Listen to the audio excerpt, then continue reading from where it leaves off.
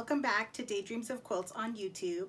I'm Anita, and today I want to talk to you a little bit more about Etsy shutting down shops suddenly and the differences that I've experienced between Etsy, Shopify, and Amazon Handmade.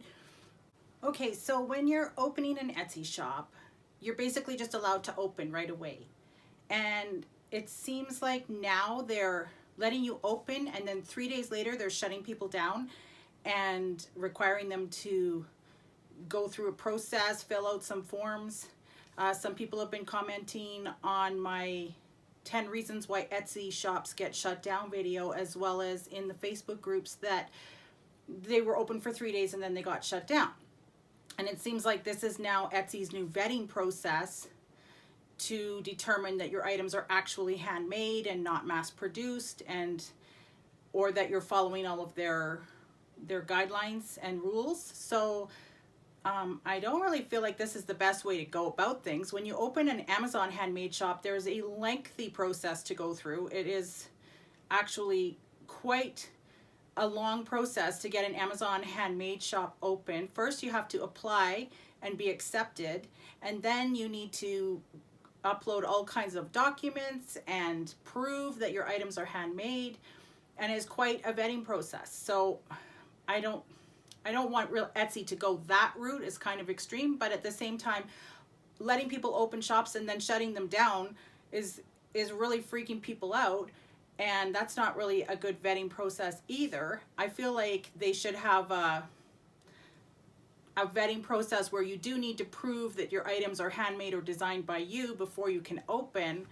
but maybe not as extensive as Amazon's process, because that process was very frustrating. And I do have an Amazon Handmade shop, and I've never sold anything from it.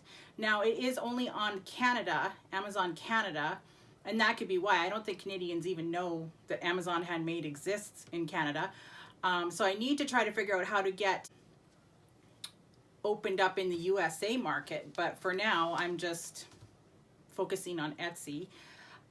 So Starla Moore, she's also an Etsy coach. She's awesome. She put up a video about how she opened a second shop, and in partnership with another friend of hers, and they got shut down after 3 days, and they're both very experienced Etsy sellers. So she put up a video about their experience, so I'll link to that in the description below if you want to check that out. But basically they just had to contact Etsy and go through a process with them, and then they were able to have their shop open back up again. But it was very shocking for them as well to have their shop suddenly shut down, and they were worried about their other shops getting shut down. So yeah, it's scaring a lot of people. But if it's happened to you, then just know that you're not the only one.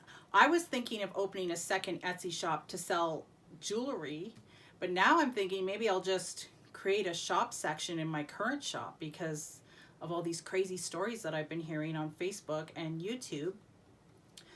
The other thing I want to say is it's probably a good idea to have your own website at some point, because of Etsy suddenly shutting people down, and then all of a sudden they can't make any money when Etsy's their only source of income.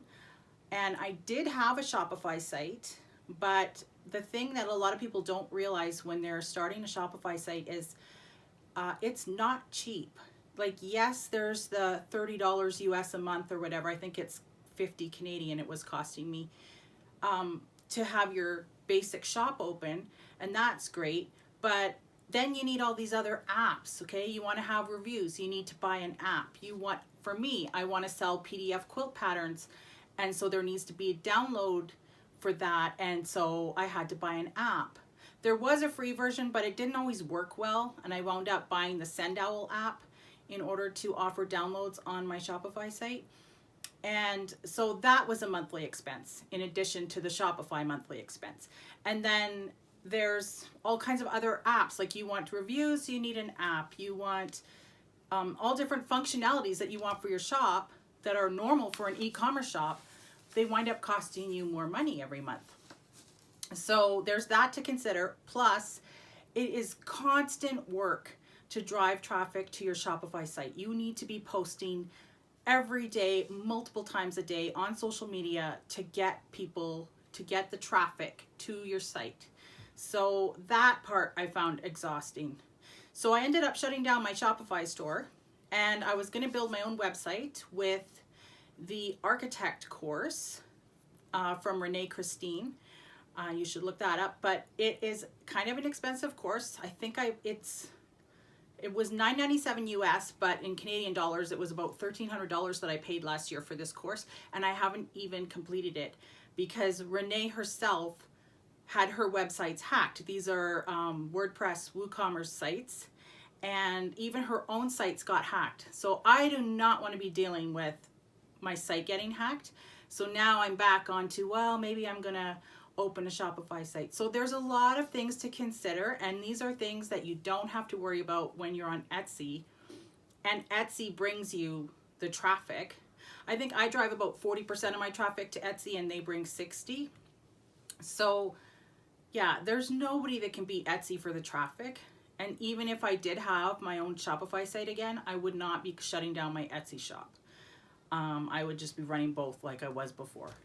So there's a lot to consider when you're thinking about having your own website, and it's definitely not as inexpensive as Etsy is. There's definitely more cost to having your own website, but it's worth it if you're willing to pay that. It just seemed to really be cutting into my bottom line the year that I did it. So I'm still trying to decide, do I build my own site or do I open a Shopify site? But yeah, I think it's good to have a backup for in case anything ever goes wrong with Etsy. So let me know your thoughts. Do you think I should open a second Etsy shop or just create a section in my current shop for something that's completely different from what I sell right now? Do you think I should build my own website, a WooCommerce site, or do you think I should open up a Shopify site again? So let me know what you think. Okay. Best of luck selling on Etsy, and we'll talk to you again soon. Don't forget to click like, subscribe, and hit that notification bell for more videos from Daydreams of Quilts.